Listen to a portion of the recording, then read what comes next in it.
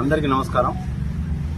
నిన్న తలుపులకు చెందిన rowdy sheeter Chinthakunta Krishna Reddy alias DK Babu alias Dikki Babu అనే అతన్ని క్రైమ్ నెంబర్ 10/2026 చీటింగ్ కేసులో కదిరి రూరల్ సిఐ నాగేంద్ర గారు రాక్కుంటపల్లి గ్రామం కుక్కంటి క్రాస్ పోయే దారిలో రాక్కుంటపల్లి గ్రామ సమీపంలో అరెస్ట్ చేయడం జరిగింది.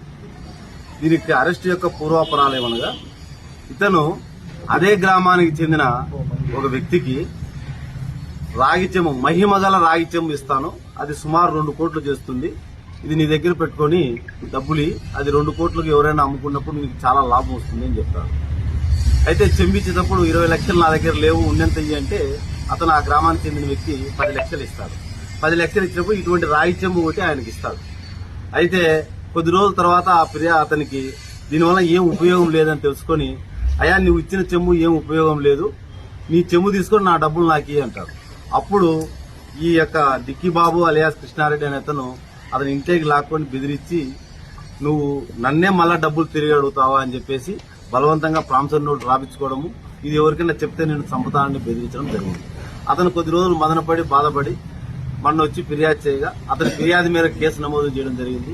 రాబడిన సమాచారం మేరకు ఈ చింతకుంట కృష్ణారెడ్డిని అరెస్ట్ చేయడం జరిగింది.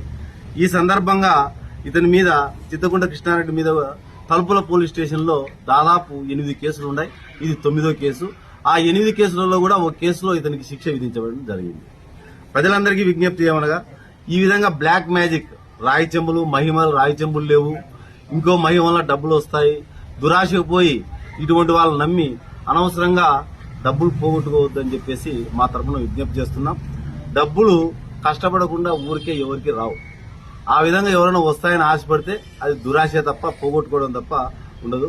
ఇతని మీద మా ఎస్పీ గారు కూడా అన్ని డాక్యుమెంటేషన్ చూసిన తర్వాత ఇతన్ని ఎక్స్టర్మినేషన్ కూడా తయారు చేయమని చెప్పడం జరిగింది. ఇతని బహిష్కరణకు కూడా ప్రపోజల్ పంపుతాం. అరెస్టు సమయంలో ఇతని వద్ద నుండి 1,08,940 రూపాయల డబ్బులు, 3 సెల్ ఫోన్లు, 5 రాగి చెంబులు మరియు ఒక ఫార్చునర్ వాహనం కూడా ఈ కేసు సంబంధించి స్వాధీనం చేసుకోవడం జరిగింది.